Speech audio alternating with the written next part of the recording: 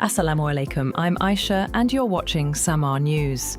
Here are today's headlines.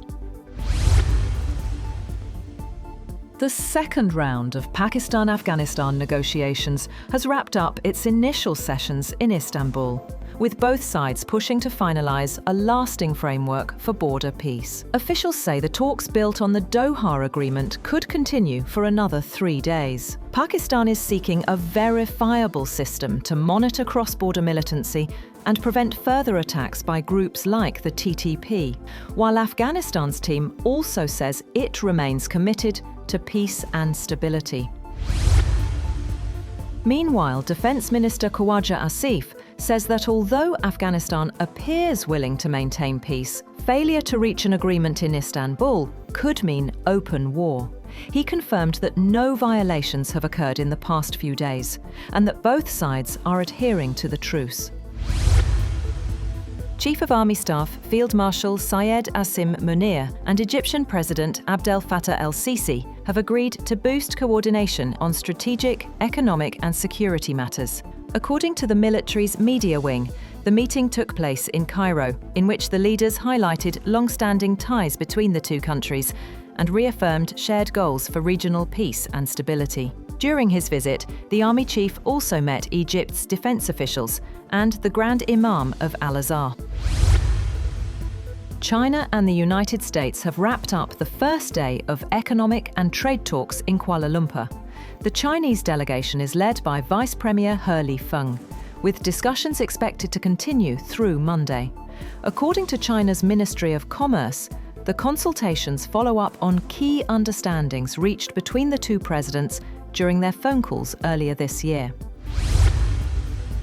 US President Donald Trump will test his deal-making capabilities on a trip to Asia, a region battered by his hardball trade policies, while doubts hang over his highly anticipated meeting with China's Xi Jinping. Trump is set for a 5-day trip to Malaysia, Japan, and South Korea, his first to the region and longest journey abroad since taking office in January.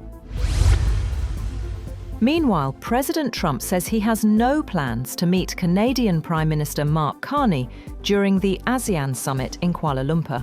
His comments came after Carney signalled Canada's readiness to resume trade talks, which Trump suspended over an anti-tariff ad aired in Ontario. Trump, however, said a meeting with Brazil's President Lula is likely, and added that he's open to discussing tariffs under the right circumstances.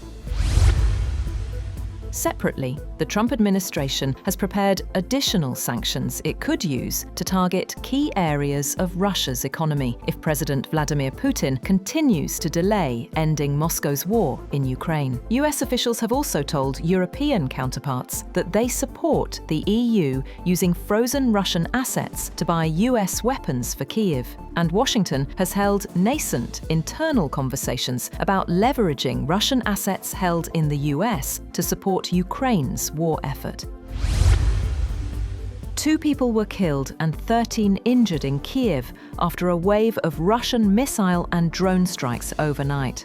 Ukrainian officials say the attacks hit energy and infrastructure sites, setting fires and damaging residential areas, including a kindergarten. President Volodymyr Zelensky said the strikes show why Ukraine urgently needs more Patriot air defense systems. Russia claims its targets were military and energy facilities, but Kyiv says Moscow is trying to trigger a humanitarian crisis ahead of winter.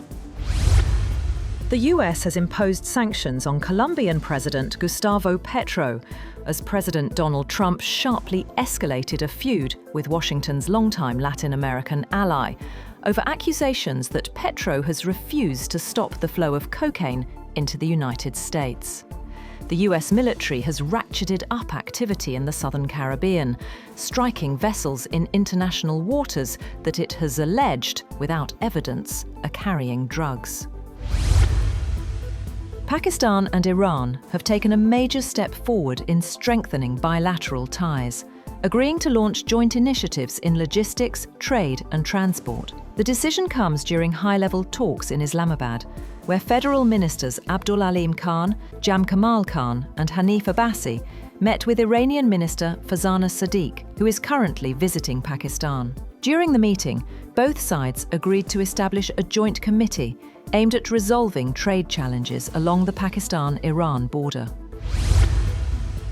In other news, the Louvre Museum has transferred some of its most precious jewels to the Bank of France after an audacious daylight heist last week exposed the famed museum's security vulnerability. The transfer of some precious items from the museum's Apollo Gallery was carried out under secret police escort.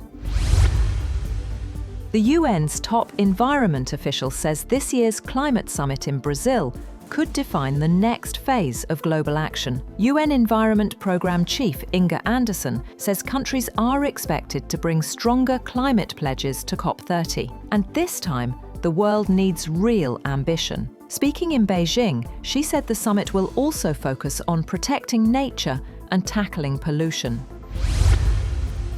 And Audrey Eckert from Nebraska has been named Miss USA as the scandal-hit annual pageant returns under new ownership. The 22-year-old digital safety advocate beat 50 other contestants to claim the crown. The event capped almost 18 months of turbulence for the long-running contest, which underwent an acrimonious change in leadership following the resignation of Miss USA 2023 amid allegations of mistreatment. That's all for now. For more updates, visit www.samaa.tv. Thank you for watching Samaa News.